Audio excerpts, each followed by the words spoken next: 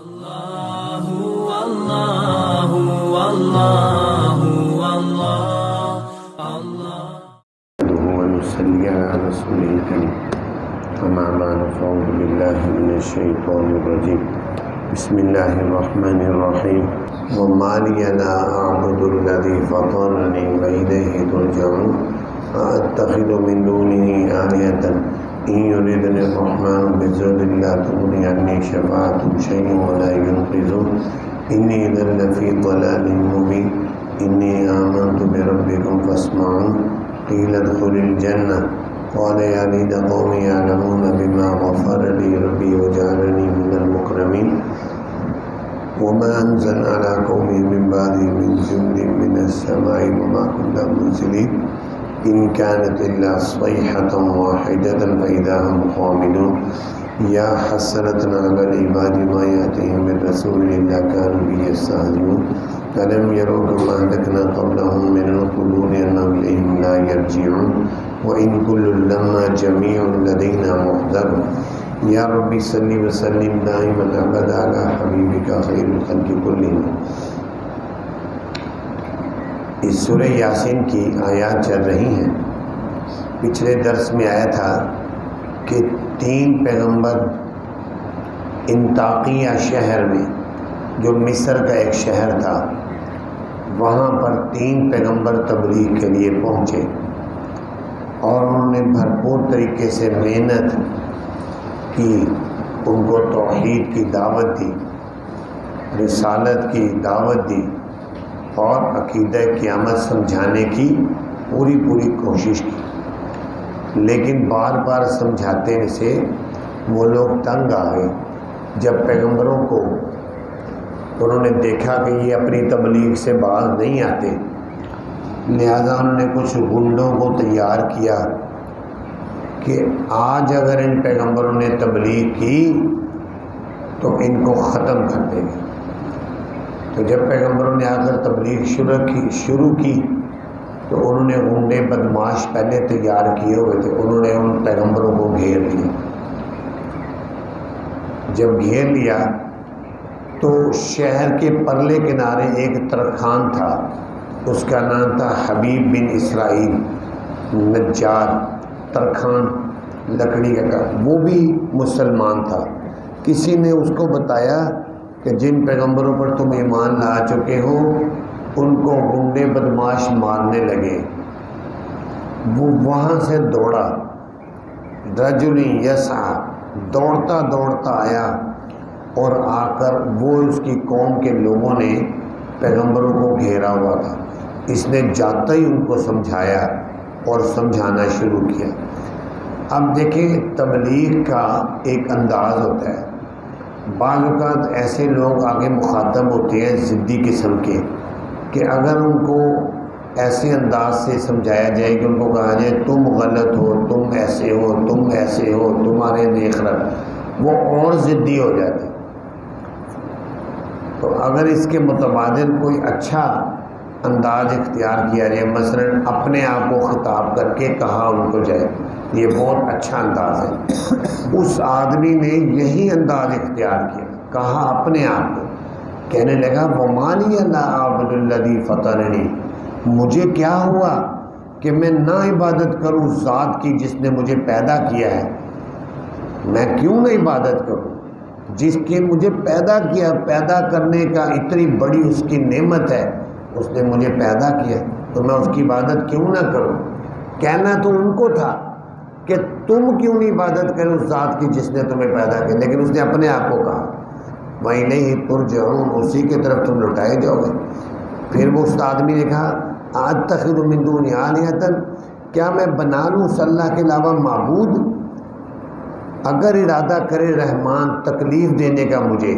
نہیں فائدہ دے سکتی مجھے ان معبودوں کی سفارش شیئا کچھ بھی، اور نہ ہی وہ مجھے بچا سکیں گے۔ یعنی اگر میں معبود اللہ کے علاوہ کسی اور کو بنا لوں، اب کہنا ان کو تھا کہ تم نے جو اللہ کے علاوہ معبود بنائے ہوئے ہیں یہ تمہارے کسی کام نہیں آئیں گے۔ اگر اللہ تکلیف پہنچانا چاہے تو نہ ان کی سفارش کام آئے گی نہ یہ بچا سکے۔ لیکن ان کو نہیں کہا کیونکہ اس نے کہا یہ تو پہلے ہی گنڈے بدماش ہے، کافر ہے، تو یہ اور بھی چڑھ جائیں گے تو پیغمبروں کو یہ نقصان نہ پہنچے، اس لیے اسے اپنے آپ کو کہا کہ یہ جن معبودوں کو تم مشکل کشا حاجت روا میں فرض کروں بنا لیا میں نے معبود، اور میں سمجھتا ہوں مشکل کشا حاجت روا فریاد رس دستگیر ہے، اگر میں نے ایسے کر لیا ہے تو فرمایا اگر اللہ تکلیف دینا چاہے تو یہ مجھے اس مشکل سے نکال نہیں سکتے، مشکل کشا نہیں ہے، مشکل کشا صرف اللہ ہے، حاجت روا صرف اللہ ہے، فریاد رس اور دستگیر صرف اللہ ہے۔ تو پھر کہا انی اذا لفی ضلال مبین، بے شک میں تو اس وقت البتہ کھلی گمراہی میں ہوں، اگر اللہ کے علاوہ معبود بناؤں میں تو گمراہ ہوں۔ انی آمنت بربکم فاسمعون، بے شک میں ایمان لائے ہوں اپنے رب پر، بس تم سن لو۔ آخر کہنے لگا ہاں میں ایمان لایا ہوں ان پیغمبروں پر، سن لو، یعنی اعلان کر دیا، اور میں تمہیں بتا رہا ہوں میں مسلمان ہوں، میں نے اللہ پر ایمان لایا ہوں۔ ان گنڈے بدماشوں نے کہا یہ بڑا بول رہا ہے، اس کی بڑی زبان چتر چتر چل رہی ہے، پیغمبروں کو ایک سائڈ پر کرو، پہلے اس کو ہی ختم کرو۔ انہوں نے پکڑا، بازوؤں سے ٹانگوں سے پکڑ کر، دو بندوں نے اس کو پکڑ لیا، 5-7 بندے اس کے پیٹ کے اوپر چھلانگیں مارنا شروع ہوئے جیسے جمپنگ کرتے ہیں، ایسے جب زور زور سے چھلانگیں ماری تو پیٹ کے اندر سے جو نظام تھا سارا وہ بھی خراب ہوا، آندھرے پیٹے اس کی باہر آ گئے، مر گیا ادھر ہی موقع پر۔ جب وہ مر گیا، مرنے کے ساتھ ہی قیل ادخل الجنہ، اللہ تعالیٰ کی طرف سے اس کی بخشش ہوئی اور اس کو کہا گیا جنت میں جا، جنت میں داخل ہو جاؤ۔ جب اس کو یہ کہا گیا، اس نے آگے سے کہا قال یا لیت قومی یعلمون، کاش کہ میری قوم جان لیتی، بما غفر لی ربی، بوجہ اس کے بخش دیا مجھ کو میرے رب نے اور بنا دیا مجھ کو عزت کیے ہوئے لوگوں سے، چونکہ اب تو آخرت میں پہنچ گیا تھا، مر گیا تھا، لیکن جب جنت میں اس کو جانے کا کہا گیا تو اس نے کہا اوہو میں تو جنت میں جا رہا ہوں، کاش میری یہ قوم جو پیغمبروں کے پیچھے پڑی ہوئی ہے ان کو پتہ چل جائے اللہ نے مجھے بخش دیا ہے تو شاید یہ بھی مان لیا جائے۔ اب مرنے کے ساتھ ہی اس کو جنت کا کہہ دیا ہے، تو کیا مرنے کے ساتھ آدمی جنت میں چلا جاتا ہے؟ تو بزرگان دین مفسرین فرماتے ہیں جب انسان مر جاتا ہے قبر میں اس کو لوگ رکھ دیتے ہیں، ابھی لوگ اس کو تدفین کر کے وہاں سے واپس نہیں آتے، ادھر ہی ہوتے ہیں، جوتوں کی آواز وہ سن رہا ہوتا ہے، ساتھ ہی فرشتے اندر جا کر اس کو بٹھا دیتے، سوال جواب شروع کر دیتے، من ربک ومن نبیک وما دینک۔ تو وہ مسلمان جو ہوتا ہے اس کے پاس جو فرشتے آتے ہیں اس کو کہتے ہیں مبشر اور بشیر، خوشخبری دینے والے۔ کافر کے ساتھ جو فرشتے آتے ہیں وہ ان کو کہتے ہیں منکر نکیر، وہ اس سے سوال جواب کرتے ہیں۔ جب سوال جواب ہو جاتا ہے تو مسلمان سے جب سوال جواب ہو جاتا ہے وہ جواب دے دیتا ہے، ساتھ ہی جہنم کی طرف کھڑکی کھول دیتے ہیں۔ جب کھڑکی کھلتی ہے جہنم کی طرف وہ ڈر جاتا ہے، کہتا ہے یہ کیا؟ انہوں نے کہا، فرشتے کہتے ہیں پریشان نہ ہو، یہ ہم تمہیں اس لیے دکھا رہے ہیں اگر تم ایمان نہ لاتے تم نے ادھر جانا تھا، لیکن تم مسلمان ہو لہذا اس کے بعد جنت کی طرف کھڑکی کھل جاتی۔ تو جنت کے مزے اور نظارے وہ قبر میں بیٹھا ہوا حاصل کر رہا ہوتا ہے۔ روح تو ہمارا ایمان ہے علیین میں چلی جاتی ہے، لیکن قبر کے اندر جو اس کا جسم لیٹا ہوا ہے اللہ تعالیٰ روح کا اور جسم کا ایسا لنک کر دیتے ہیں، جب قبر میں میت کو راحت اور سکون ملتا ہے روح کو بھی ملتا ہے، اور جب قبر میں میت کو سانپ بچھو اور جہنم کا عذاب ہوتا ہے روح کو بھی ہوتا ہے۔ اس لیے تو قبر کے اندر ہی جنت کے مزے اس کو آنے لگ جاتے ہیں۔ اور آخر اللہ تعالیٰ نے فرمایا وَمَا أَنزَلْنَا عَلَىٰ قَوْمٍ مِّن بَعْدِهِ مِن جُندٍ مِّنَ السَّمَاءِ، نہیں اتارا ہم نے اس قوم پر اس کے بعد کوئی لشکر آسمان سے، اور نہیں تھے ہم اتارنے والے۔ حالانکہ بہت ساری قوموں پر لشکر اتارے اللہ نے، عذاب آیا، فرشتوں کے لشکر آئے، خود جنگ بدر میں حضرت عبد الرحمن ابن عوف کہتے ہیں میں نے 2 سفید کپڑے پہنے ہوئے بندے دیکھے، سفید پگڑیاں باندھی ہوئی، ان کے ہاتھ میں چابک تھے، جب وہ چابک ایسے گھما کر مارتے